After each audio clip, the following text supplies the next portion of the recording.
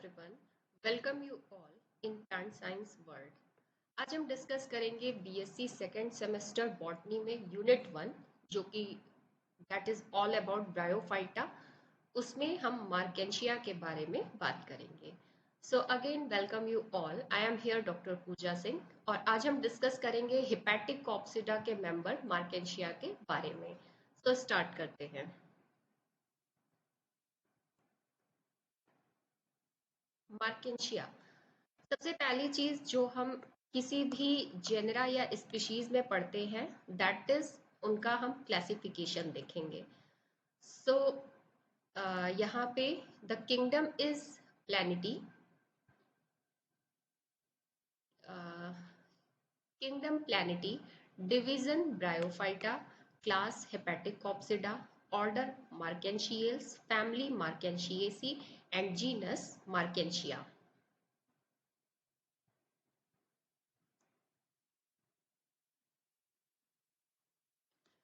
The family Markensiaceae includes 23 genera, ठीक है, and approx 200 species, 200 species थी और 23 genera।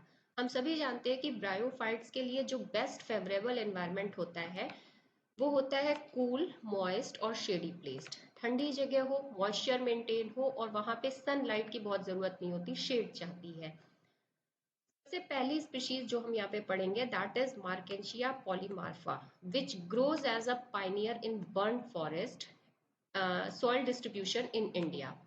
देखिए क्या होता है, ब्रायोफाइट्स का एक बहुत ही इंपॉर्टेंट रोल होता है। जब आप इकोलॉजिकल सक्सेशन पढ़े होंगे तो ये फर्स्ट लैंड प्लांट होते हैं जो कि किसी भी बेयर एरिया या बेयर रॉक पे अडेयर करते हैं और वहां से ये फेवरेबल एनवायरनमेंट जनरेट करते हैं अगले आने वाले हर्ब श्रब के लिए। ठीक है, तो एक पूरे बेयर एरिया को, पूरे डेंस फॉरेस्ट एरिया क्रिएट करने में ब्रायोफाइट्स का एक बहुत ही इंपॉर्टेंट रोल है।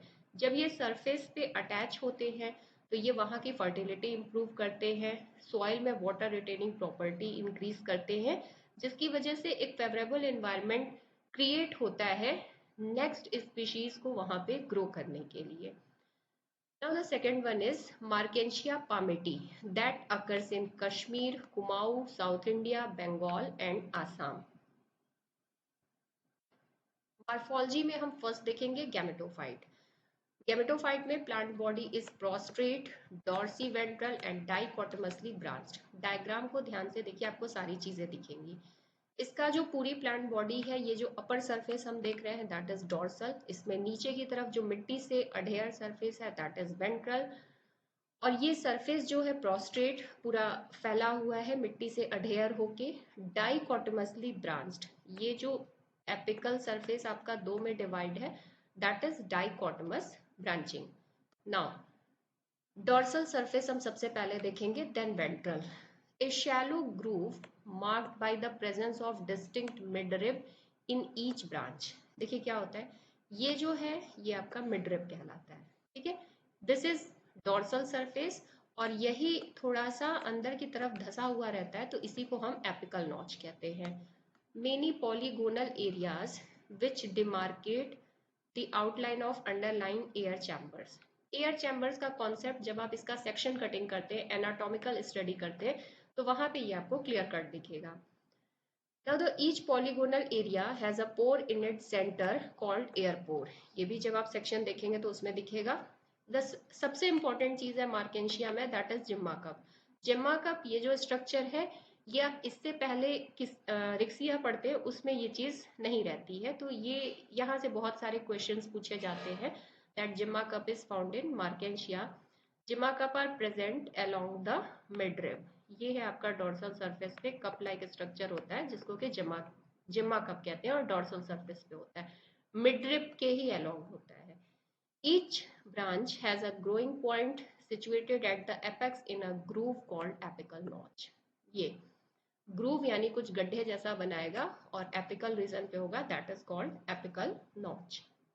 नाउ अब हम बात करेंगे वेंट्रल सरफेस की। वेंट्रल सरफेस जो होता है जो मिट्टी की तरफ होता है that bears rhizoids and scales. Rhizoid ही आगे डेवलप कर जाते हैं हायर प्लांट्स में रूट के फॉर्म में। ठीक है, जब ये छोटे छोटे और बहुत सारे होते हैं तो इन्हें राइजोइड कहते हैं। इनका फंक्शंस हम देखते जाएंगे। राइजोइड जो होते हैं यूनिसेलुलर होते हैं, इंपॉर्टेंट है, राइजोइड यूनिसेलुलर होते हैं और कलरलेस होते हैं। टू टाइप्स के होते हैं, the first one is smooth walled and second one is tuberculate. जब इनकी इनर वॉल्स स्मूथ होती हैं तो उन्हें स्मूथ टाइप कहते हैं। जब इनके इनर वॉल्स में कुछ आउटग्रोथ होती है ऐसे अंदर के तरफ तो उसे हम कहते हैं ट्यूबरक्यूलेट। इनका फंक्शंस होता है एंकरेज एंड एब्जॉर्प्शन। जो दो तरह के राइजोइड्स होते हैं तो स्मूथ वॉल का काम होता है एंकरेज, सपोर्ट देना, और इसके अलावा वाटर का एब्जॉर्प्शन और मिनरल का एब्जॉर्प्शन। जो जो रूट का काम होता है वही यहाँ पे एलिमेंट्री स्टेज में राइजोइड्स करते हैं। स्केल्स की बात कर लेते हैं। मल्टी सेलुलर होते हैं। राइजोइड जो पढ़े थे वो यूनिसेलुलर था, लेकिन ये मल्टी सेलुलर है। One cell in thickness and violet coloured due to presence of anthocyanin pigment. Colour इनका वॉयलेट है या पर्पल है या ब्लू है तो that is because of anthocyanin pigment. Arranged in 2 rows on either side of midrib. ये देखिए दो तरीके के स्केल्स हैं। ये बाहर वाले लिग्यूलेट है और अंदर वाले जो थोड़े से हैं दैट इज एपेंडिकुलेट स्केल्स। ठीक, ये एपिकल नॉच है और ये जो बीच में है ये राइजोइड्स होते हैं। एपेंडिकुलेट, दीज हैव अ एपिकल सब राउंड, सब रोटेंड, गोलाकार ऊपर की तरफ जो शेप होता है, शेप को कहते हैं rotund appendage, and form inner row of scales. Now the ligulate one, ligulate जो होते हैं ये छोटे होते हैं, ये देखिए बाहर की तरफ ये वाले लिग्यूलेट है, are small without appendage and the outer row of scales. Scales का काम क्या होता है?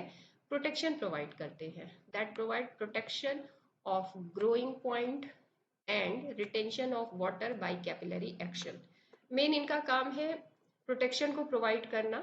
जो एपिकल ग्रोइंग पॉइंट होते हैं काफी डेलिकेट होते हैं, और water retention by capillary action. अब हम बात करेंगे एनाटॉमी की। जब हम सेक्शन कटिंग करेंगे तो ये कैसे दिखते हैं। A cross section of thallus shows 3 distinct region. Epidermal region है, फोटोसिंथेटिक रीजन है एंड स्टोरेज रीजन है। यहाँ देखते जाएंगे। एपिडर्मल रीजन, जो एपिडर्मिस होती है, एक बैक करके देख लेते हैं। एपिडर्मल रीजन में देखेंगे आप अपर एपिडर्मिस भी होती है और लोअर एपिडर्मिस भी होती है। ये जो पूरा ऊपर की तरफ का होता है ये आपका फोटोसिंथेटिक रीजन होता है और ये आपका स्टोरेज रीजन होता है। एपिडर्मल रीजन जो होता है that includes upper and lower epidermis. ये आपकी अपर एपिडर्मिस है और इसमें this is lower epidermis. Upper epidermis forms, epidermis का काम क्या होता है? That form protective covering over photosynthetic region. ठीक है। How many air pores that open laterally has, मतलब इसमें एयर चैम्बर्स होते हैं और एयर पोर्स होते हैं। Lower epidermis form lowermost layer of thallus. Cells of lower epidermis पे जो आपके होते हैं राइजोइड्स होते हैं, रूट। ठीक है। The cells of lowermost layer project inward giving a pore a star shaped appearance. ठीक है। These pores are analogous to stomata की तरह ही दिखते हैं, but they can not control the pore size like stomata. तो epidermal region में दो होते हैं, अपर एपिडर्मिस और लोअर एपिडर्मिस। अपर एपिडर्मिस में आपके एयर पोर और एयर चैम्बर पाए जाते हैं, लोअर एपिडर्मिस में आपके राइजोइड्स पाए जाते हैं। हम बात कर लेंगे फोटोसिंथेटिक रीजन। फोटोसिंथेटिक रीजन है तो यहाँ पे खाना वाना बनता है, किचन है एक तरीके से। Lies below upper epidermis, upper epidermis के जस्ट नीचे होता है। It consist of large air chambers, air chambers होते हैं separated by single layer partition wall, uniform in shape and are arranged in a horizontal row. Many photosynthetic filaments arise from foot of each chamber. ये देखिए ये जो है ये photosynthetic filaments है। ठीक है। और सबसे ऊपर एपिडर्मल रीजन है और यहीं पे अपर एपिडर्मिस के बाद आपका फोटोसिंथेटिक रीजन होता है।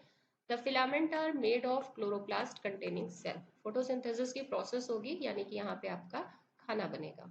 ठीक है। स्टोरेज रीजन, फोटोसिंथेटिक रीजन के नीचे आपका ये वाला जो पूरा रीजन है ये स्टोरेज रीजन है। ठीक है। बने हुए खाने को स्टोर करके रखेंगे किसी एबनॉर्मल सिचुएशन में, वो आपको हेल्प करेगा। Lies below photosynthetic region, compact zone of several layers of polygon. जो स्टोरेज रीजन होता है उसकी पूरी सेल पैरेन्काइमेटस होती है, क्लोरोप्लास्ट नहीं होता। यहाँ पे स्टोर हाउस है, खाना नहीं बनता, किचन नहीं है ये। Sales contain starch and protein granules, ठीक है। म्यूसिलेज और ऑयल कंटेनिंग सेल्स भी होती है इसमें। स्टोरेज रीजन जो होता है वो थिक होता है सेंटर में, और मार्जिन की तरफ थोड़ा हल्का होता है।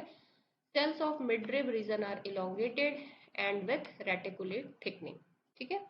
स्टोरेज रीजन है, स्टोर करता है, इसमें कुछ क्लोरोप्लास्ट तो नहीं पाया जाता है, स्टार्च और प्रोटीन के ग्रेन्यूल्स पाए जाते हैं ना।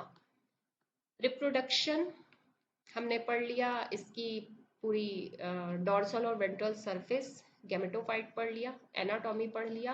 अब हम पढ़ेंगे रिप्रोडक्शन के बारे में। The first one is vegetative method. तीन है। The first one the progressive death and decay, the second one is reproduction by adventitious branch, and third one is reproduction by gemma. पहला, the progressive death and decay. इसमें होता क्या है, mature cells are present at posterior end and are short lived. जो mature cells होती हैं वो posterior पीछे की तरफ होती है और उनकी लाइफ कम होती है। New cells formed regularly by apical cells. Apical cell पे नई सेल्स बनती रहती हैं रेगुलरली, ठीक है। इसलिए पुराने वाले का डेथ एंड डिके नेचुरली होता रहता है पोस्टीरियर एंड से, और as the process of decay reaches the point of dichotomy, two apical parts of the thallus separate। जब ये separate होते, जैसे एक तरफ से डेथ एंड डिके जो पुराना होता रहता है वो खत्म होता रहता है, और दूसरी तरफ दूसरा रीजनरेट करता रहता है और डाइकोटमसली ब्रांच होता रहता है। ये एक कॉन्टिन्यूअस प्रोसेस है। Production by adventitious branch. देखिए, कुछ स्पीशीज जो होती है इनमें एडवेंटिशियस ब्रांचेस होती हैं वेंट्रल सरफेस पे। वेंट्रल सरफेस पे एडवेंटिशियस ब्रांचेस होती हैं। On separation these grow into new thallus, ठीक है। ये पूरी प्रोसेस दिखाई है कि कैसे एक थैलस फिर फ्रेगमेंट होता है, डिके होता है, नया कैसे जनरेट करता है। तो बहुत इंपॉर्टेंट नहीं है, एडवेंटिशियस आप जानते भी हैं। This one is very important, by gemma cup, ठीक है। तो ये जिम्मा कप क्या है, asexual bodies known as gemmae, singular gemma. Gemma are produced in large numbers in gemma cups, have fringed margin. Fringed का मतलब होता है वेवी, अनइवन जो मार्जिन होता है उसको हम फ्रिंज्ड मार्जिन कहते हैं, ठीक है। Gemma is multicellular, biconvex, bilaterally symmetrical disc-like, which is vertically inserted in the Jimma cup with one-celled hyaline stalk. In favorable condition, जब सही कंडीशंस रहती है तो जिम्मा falls on soil and germinate, ठीक है। ये देखिए, ये आपका जो पूरा स्ट्रक्चर है ये जिम्मा कप है। इसके अंदर ये सारे जो है ये आपके जिम्मा, डाइकोटमसली ब्रांच। एक जिम्मा का स्ट्रक्चर देख लीजिए, ये है। इसमें होती क्या है, ऑयल सेल्स होती हैं, बीच में ऐसे फर्केट होता है तो उसको नॉच कहते हैं, और जहाँ ये जिससे अटैच्ड होता है दैट इज कॉल्ड स्टॉक। तो टाइप ऑफ वेजिटेटिव रिप्रोडक्शन इसमें होता है। वेजिटेटिव रिप्रोडक्शन होता है बाय जिम्मा का, टूटता है फिर फेवरेबल कंडीशन में पूरा का पूरा ये जर्मिनेट करता है। सेक्सुअल रिप्रोडक्शन, मार्केंशिया जो है ये हेट्रोथैलिक है और डाइओशियस है, यानी कि मेल और फीमेल अलग अलग है, ठीक। तो male thallus bears antheridiophores and female thallus bears archegoniophores. They arise from distal end, ये याद रखना है। They arise from distal end of the thallus from growing point. Now, एंथ्रीडियोफोर कुछ होता नहीं है। एंथ्रीडियोफोर जिसपे एंथ्रीडियम लगा रहता है वो तो एंथ्रीडियम है, और स्टॉक टाइप जो स्ट्रक्चर होता है दैट इज एंथ्रीडियोफोर। ऐसे ही आर्चिगोनियम में भी होता है। आर्चिगोनिया ऊपर जो होता है वो आर्चिगोनिया है, और जिसपे लगा होता है दैट इज कॉल्ड आर्चिगोनियोफोर। उसी को यहाँ पे लिखा है। It has 1 to 3 centimetre long stock जिसपे कि 8 लोब्स के पेल्टेड डिस्क होते हैं। पेल्टेड शेप है, ऐसे वेवी शेप बना रहेगा। Inner structure similar to that of thallus, अंदर का जो स्ट्रक्चर होता है वो सिमिलर होता है। Upper epidermis having air pores, air chambers having photosynthetic filament. जो थैलस का स्ट्रक्चर होता है उसी तरह इनका स्ट्रक्चर होता है, ठीक है। Antheridial chambers alternate with air chambers. Each enthedial chambers contain a single enthedium and opens externally by a pore जिसे कि हम ostiole कहते हैं. In each lobe enthedium arise acropital. ठीक है, एक्रोपिटल मतलब आगे की तरफ, बेसिपिटल मतलब टुवर्ड्स बेस, एक्रोपिटल एपेक्स की तरफ ऊपर चलते जाइए, बेसिपिटल नीचे की तरफ.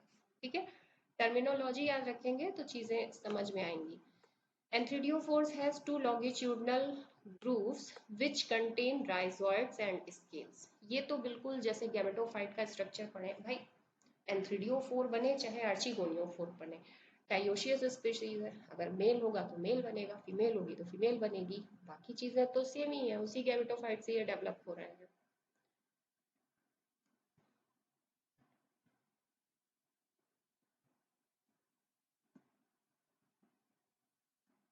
Enthridium. The mature enthridium is globular or oval with multicellular stalk.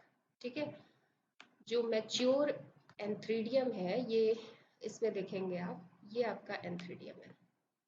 ठीक है, स्ट्रक्चर में देखिए जो एंथ्रीडियम है ये आपका फोटोसिंथेटिक रीजन है, और ये जो स्टॉक है ये एंथ्रीडियोफोर, एंथ्रीडियोफोर जो एंथ्रीडियम को लिया रहता है. ठीक है, body of antheridium has a single layered sterile jacket. ये ब्रायोफाइट का कैरेक्टर है कि इसमें जो सेक्स ऑर्गन्स होते हैं that is surrounded by sterile jacket layer enclosing androcytes which eventually metamorphose into anthrozoids. ठीक है, मैच्योर होते हैं, शुरू में उन्हें एंड्रोसाइट्स कहते हैं, जब ग्रोथ एंड डेवलपमेंट हो जाता है तो उन्हीं को एंथ्रोजॉइड कहते हैं. The antherozoid is a minute biflagellate structure. ठीक है, जब एंथ्रीडियम का डेहिसेंस होता है, फूटता है, तो क्या होता है, then water enters the antheridial chamber through ostiole. Some cells at the distal end disintegrate when they come in contact with water and hence entheridium ruptures. ठीक है, anthrozoids comes out of a stool like a smoke column and spread on surface of entheridial disc.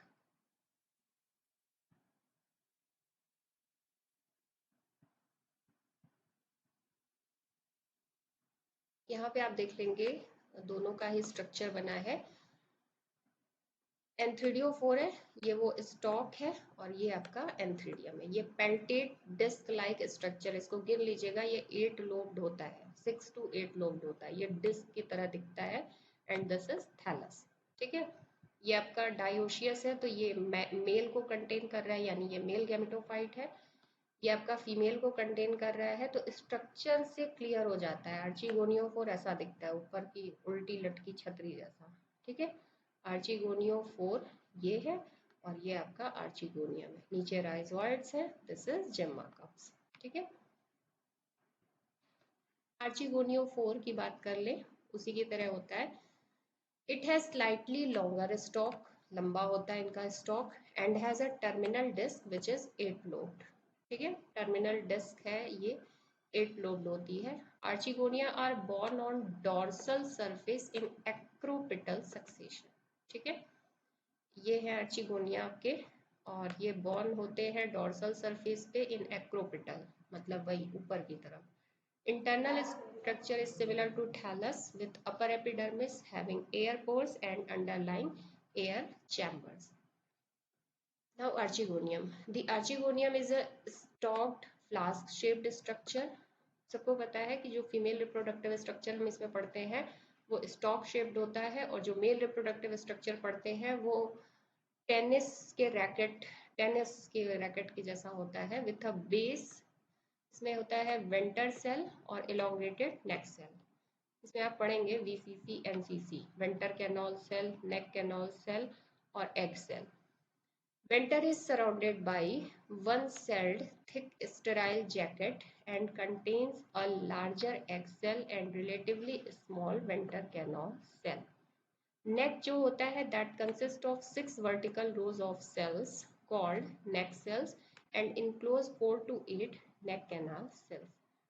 ठीक है, 6 vertical rows होती है, 4 से 8 NCC होते हैं. Tip of neck has a rosette of, ऊपर से जो कवरिंग होती है that is called calyptra. Fertilization, bryophytes के फर्टिलाइजेशन में ये बहुत ही इंपॉर्टेंट कैरेक्टर है that water is essential for fertilization. Archegonia are placed upright on archegonial disc.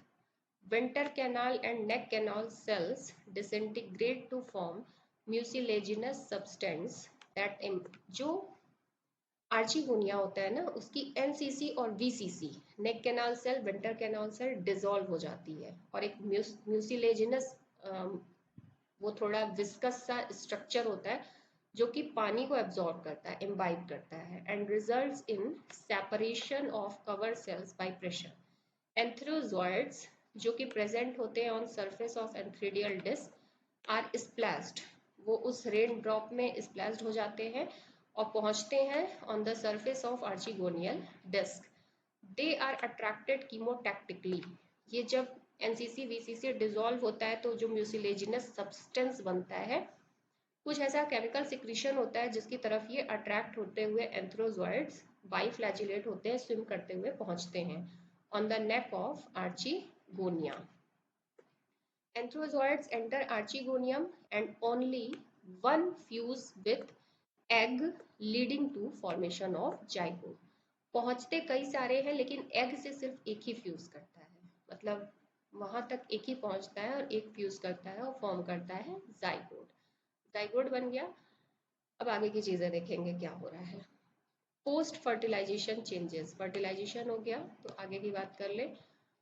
Inversion of archegonia, after fertilisation जो आर्चिगोनियोफोर्स होता है that elongates accompanied by rapid growth of central part of archegonial disc leads to inversion, उलट जाता है, ठीक है, उलट गया। फिर उसके बाद the arrangement of archegonia is also reversed from acropetal से वो basipetal हो जाता है। the process of inversion is accompanied by development of one cell thick tissue called pericytium और involucre, ठीक है।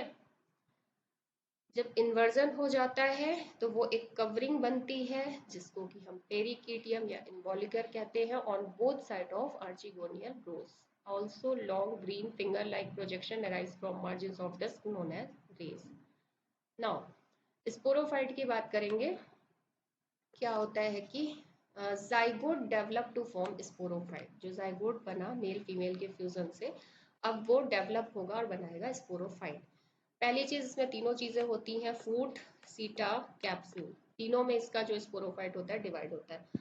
फूट का काम क्या होता है, it absorbs water and nutrients from the surrounding tissue of the gametophyte, क्योंकि इसको अभी डेवलप करना है, न्यूट्रिशन तो चाहिए, पानी भी चाहिए, तो फूट जो होता है ये एब्जॉर्ब करने का काम करता है। This is foot, this is सीटा और ये पूरा कैप्सूल का स्ट्रक्चर है।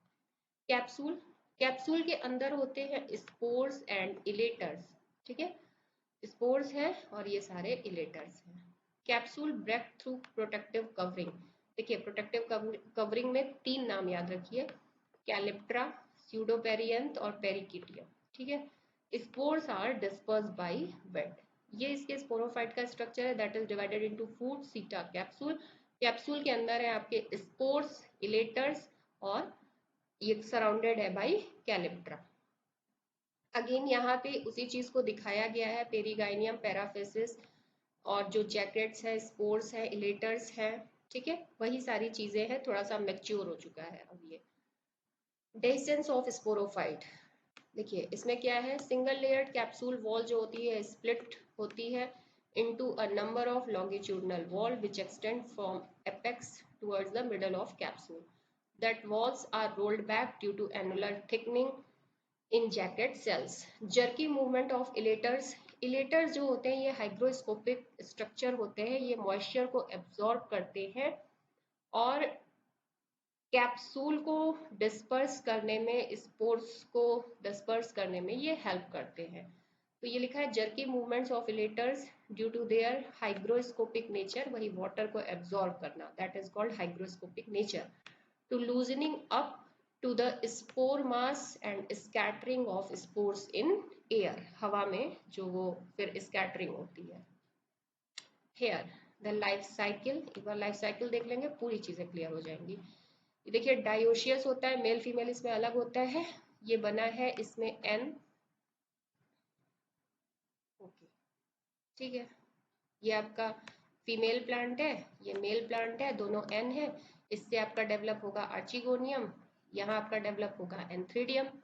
फिर आर्चिगोनियम मैच्योर हो जाएगा, इसमें से आपके निकलेंगे बाईफ्लैजिलेट एंथ्रोजोइड, और ये जाके एग्स को फ्यूज करेंगे, वाटर चाहिए, उसमें स्विम करके ये जाएंगे। फर्टिलाइजेशन हो जाएगा तो पहली सेल जो स्पोरोफिटिक जनरेशन की बनेगी that is zygote and that is 2n। अब इसमें डिवीजन शुरू होगा, 1 से 2, 2 से 4, मल्टी सेलुलर बनेंगे।